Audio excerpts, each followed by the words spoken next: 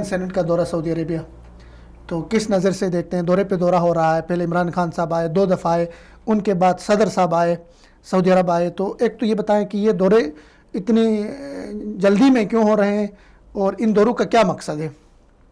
بسم اللہ الرحمن الرحیم. بہت نوازش جناب فردوس صاحب آج اپنے پروگرام میں مدعو کیا. ماشاءاللہ آپ کا بہت ہی منفرد پروگرام ہوتا ہے اور یہ وہ خواب ہے ہمارا ہر پاکستانی کا جس کی تکمیل ہونی چاہیے، اور بہت مبارکباد کا مستحق ہے آپ اتنا اچھا پروگرام آپ نے شروع کیا. پاکستان اور سعودی عرب کے جو تعلقات ہیں انہیں دیکھنے میں یہ آ رہا ہے کہ وہ ایک نئے دور کے اندر داخل ہو رہے ہیں.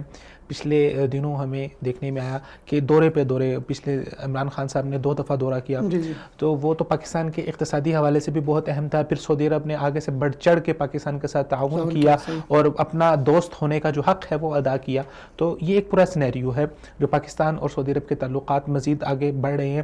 پچھلے دور حکومت کے اندر یہ کچھ سرد موری کا شکار ہو گئے تھے، حالانکہ سعودی عرب شروع سے پاکستان کا حریف رہا ہے اور اس کو پاکستان اور سعودی عرب کو ایک سمجھے کہ یک جان سمجھا جاتا تھا پوری دنیا کے اندر. لیکن کچھ سرد موری آئی تھی، لیکن ابھی بہت اچھی بات ہے کہ دوبارہ سے پاکستان اور سعودی عرب پھر ایک پیج کے اوپر ہیں اور ایک دوسرے کے ساتھ تعاون کر رہے ہیں. یہ تو ہے ایک تاریخی حوالے سے، لیکن اگر ہم بات کرتے ہیں اسٹریٹجی کے حوالے سے، اگر ہم خطے کے حوالے سے بات کرتے ہیں تو آپ کا یہ جو پورا خطہ ہے اس میں آگے آپ کو دیکھنے میں آئے گا سال 1.5 سال کے اندر بہت بڑی تبدیلی رونما ہوگی اور اس کے اثرات آپ کو ابھی سے نظر آنا شروع ہو رہے ہیں. امریکہ کا یہاں سے انخلا ہو رہا ہے. امریکہ کس وقت بھرپور کوشش ہے وہ کسی نہ کسی طریقے سے اس خطے سے نکل جائے. پھر اس خطے کے اندر یہ اتنا بڑا جو اکنامک کوریڈور بننے جا رہا ہے چائنا کا، وہ اس پورے خطے کی صورتحال کو بدل دے گا. پھر آپ کا مشرق وسطیٰ کا ایریا ہے جو بہت تیزی سے بدل رہا ہے. اب یمن میں جنگ بندی ہو رہی ہے. پھر اگر آپ دیکھیں دبئی کے حالات تو وہ بہت بدل رہے ہیں. پھر اس کے علاوہ آپ کلائمیٹ کے حوالے سے دیکھیں تو پورا خطہ کلائمیٹ کے حوالے سے بہت بدل رہا ہے. تو یہ خطے کے اندر بہت لحاظ سے چینجنگز آ رہی ہے. جب امریکہ اس خطے سے نکلے گا، بہت عرصے تک امریکہ نے اس خطے کے اوپر اپنی اجارہ داری قائم رکھی ہے، اب جب وہ نکلے گا تو اب یہاں پر نئے سٹیک ہولڈرز کھڑے ہوں گے.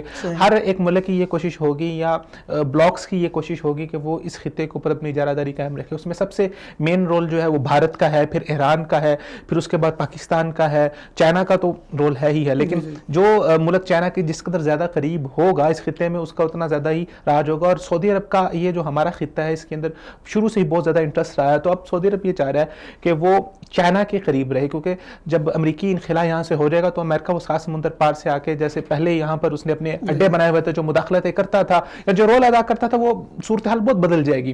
تو اب سعودی عرب اپنی پوزیشن کو سٹرونگ کرنے کے لیے، کیونکہ سعودی عرب کا ہمیشہ سے کوشش رہی ہے کہ پورا یہ جو آپ کا مشرق وسطیٰ ہے، آپ کے اس میں قطر آتا ہے، دبئی آتا ہے، بحرین آتا ہے، اس کی کوشش ہوتی ہے کہ یہاں پہ ذرا بڑا بن کے اپنا کردار ادا کرے، ان کا ایک لیڈر بنے، اور یہ اچھی سعودی عرب کی کوشش ہے. تو اسی حوالے سے سعودی عرب کیونکہ سعودی عرب سب سے زیادہ سٹرونگ ہے نا، اس کی آرمی سٹرونگ ہے، اس کا دفاع سٹرونگ ہے، اس کی اقتصادیات آپ دیکھیں سٹرونگ ہے، اور یہاں پر عمومی طور پہ دیکھیں آبادی سب سے زیادہ ہے، خطہ سب سے زیادہ ہے، رقبہ سب سے زیادہ ہے سعودی